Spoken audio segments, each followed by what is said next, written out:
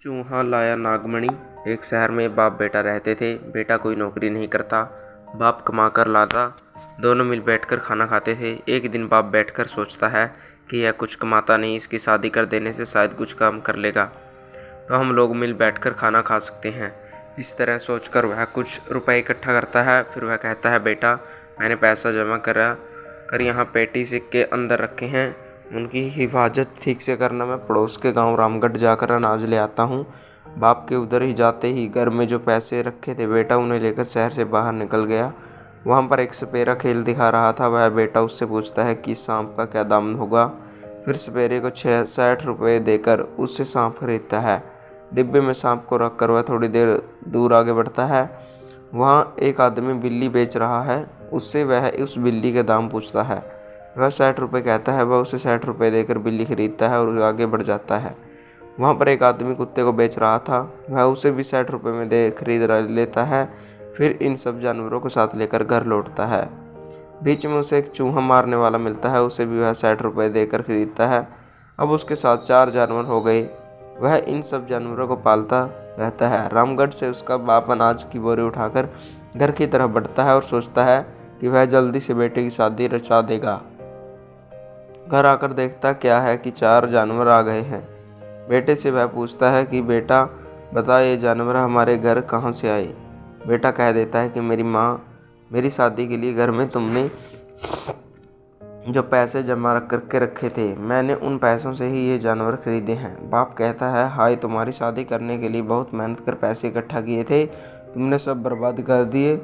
मेरे दिन रात की कमाई एक बार में ही उड़ा दी। अब क्या किया जा सकता था। बेटे को डांट कर वह चुप हो जाता है। फिर उन 4 जानवरों को दोनों पालते रहते हैं। बाप दूसरे गांव से कर्ज कर अनाज उठा लाया था। अब वह भी खत्म होने को आया। कुत्ते को मांस नहीं मिल रहा था, सांप को दूध नहीं। वही हालत बिल्ली के चूहे की भी थी। तो उसने कुत्ता और बिल्ली को शहर की सीमा के बाहर छोड़ दिया। अब सांप के लिए घर ढूंढने जाता है। चूहे को नदी में छोड़ आया। फिर थोड़ी दूर पर सांप को घर दिखाई पड़ा। अब सांप को उसमें छोड़ने आगे बढ़ा। तभी सांप ने कहा, मालिक तुमने आज तक मेरी देखभाल की है, तुम्हारे उपकार को मैं भला कैसे भूल सकता हूँ। तुम यहाँ थोड़ी देर यहाँ रुको रहो, मैं मेरे पिताजी नागराज से मिलकर तुम्हें कुछ दिखाना चाहता हूँ।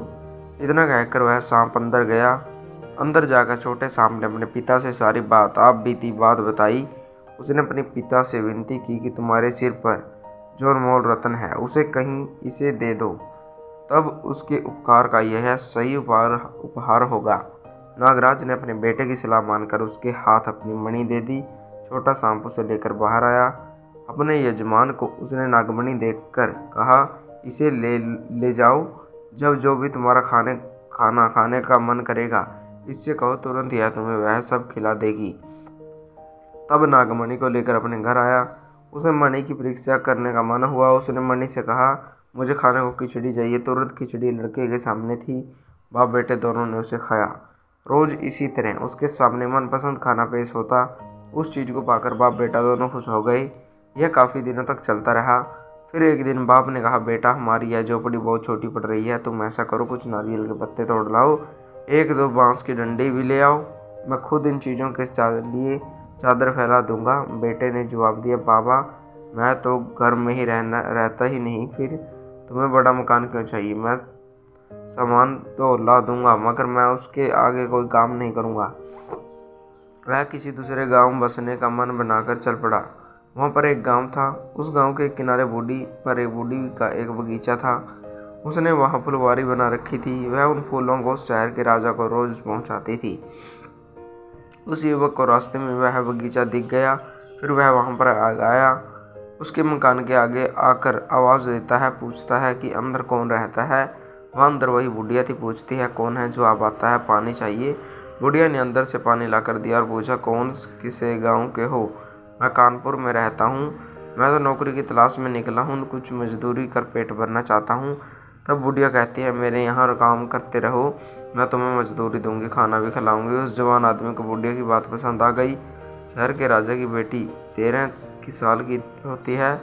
अभी उसकी शादी नहीं हुई थी। राजा ने एक शर्त लगा रखी थी कि मेरे महल के आगे एक कुआं है, जो युवक उस कुएं में मोती भर देगा उसे अपनी बेटी देकर शादी रचाऊंगा। उस राज्य में एक जादूगर था। उसे राजा का ढिंढोरा सुनाई दिया। उसने कहा, मैं कुएं में मोती भर देता हूँ। उसी तरह उसने जादू से कुएं के आधे भाग में मोती भर दिए। राजा ने आकर देखा कुएं का आधा भाग मोती से भरा था। तभी बुढ़िया के घर से वह भी लड़का वहां आकर देखता है। जैसे ही वह लड़का कुएं में झांकता है, जादू सारा खत्म हो जाता है। जादूगर अपने से बड़े जादूगर को देखकर डर से भाग जाता है। अगले दिन दोबारा राजा ढिंढोरा पिटवाता है। लड़का कहता है, मैं यह काम करता हूँ, अभी देखो यह नागमणि पकड़ो। जवान से बुढ़िया कहती है, इस स्पर्धा में भाग लेने पर पता नहीं राजा क्या कहते होंगे। उस पर वह कहता है, डरने की कोई बात नहीं, कहना है कि मेरे घर मेरा पोता आया है। बुढ़िया और राजा के पास जाकर वही बात कहती है। यह लड़का गाना गाते हुए उस रात मणि लेकर कुएं के पास पहुंचता है। वह कहता है कि कुएं में मोती भर दो। तुरंत कुआं मोती से भर जाता है। सुबह होते ही राजा कुएं के पास आकर देखता है मोती से कुआं भरा पड़ा है। तब वह राज्य भर में फूलों से शहर को सजा इस लड़के से अपनी बेटी की शादी धूमधाम से रचा देता है। अब राजा की बेटी दामाद राजमहल में खुशी से रहने लगते हैं। राजमहल में रहकर यह लड़का उब जाता है और शिकार खेलने की इच्छा से एक दिन जंगल में जाता है। तब वह अनमोल रत्न बुढ़िया के घर रखकर जाता है। यह सब वह जादूगर छिपकर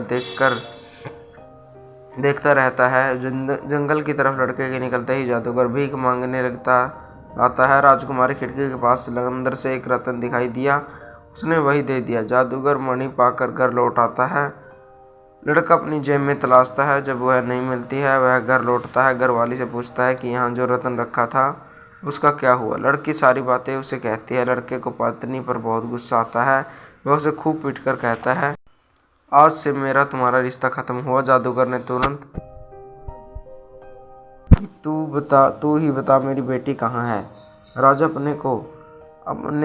को अपने दामाद पर शक होता है। कहता है, मैं तुम्हें 7 दिन का समय देता हूँ। यह कहकर वह उसे एक कमरे में बंद कर ताला लगा देता है। खाना पानी कुछ भी नहीं देता।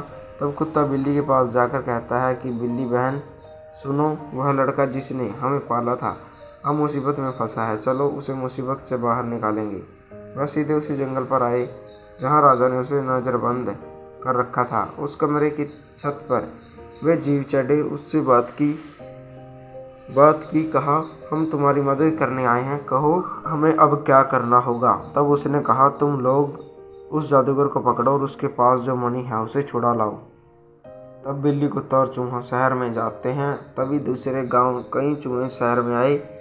इन तीनों जवानों को देखकर उन्हें डर लगा। सोचा कि ये हमें खा जाएंगे, इसलिए वे भाग गए। कुछ दिन बीते। दूसरे चूहे इन जीवों के पास आए और पूछा, बताओ भाई, हमसे क्या चाहते हो। तब इन तीनों ने जवाब दिया, यहाँ पहाड़ के ऊपर एक गुफा है, वहाँ एक रत्न है, उसे लाकर हमें देना होगा। तब सभी चूहे गुफा के पास आए। तब एक चूहे को उस जादूगर की नाक में रत्न दिख गया। वह नाक में घुस गया। तभी जादूगर छींकते ही मणि नाक से नीचे गिर गई। वह उसे बिल्ली को उसे सौंप देते हैं। आते समय रास्ते में जोर की बारिश हो जाती है। कुत्ते ने कहा, फिर वह मणि मेरे हाथ दे दो, नहीं तो मैं नहीं आऊँगा। ऐसे क्यों? दूसरे जीव ने पूछा। कुत्ता कहता है कि तुम लोग ही वहाँ पहुँच पाओगे तो लड़का समझेगा कि तुम ही लोगों ने उसकी मदद की है, इसलिए मुझे वह नागमणि सौंप दो। वे उस लड़के के पास पहुँच गए। मणि के मिलते ही लड़के ने उसे अपनी हथेली पर रखकर कहा, मेरी पत्नी अब जहाँ भी हो तुरंत मेरे पास आ जाए। तब राजकुमारी राजा के यहाँ आ पहुँचती है। राजा बेटी को देख बहुत खुश होता है। तो वह लड़का अपने बाप को भी शहर बुला लेता है और परिवार के साथ सुखी जीवन जीता है। तो दोस्तों, कैसी लगी आपको ये कहानी कमेंट करके जरूर बताएं। अगर आप हमारे चैनल पर नए हो तो चैनल को सब्सक्राइब करें, वीडियो को लाइक करें।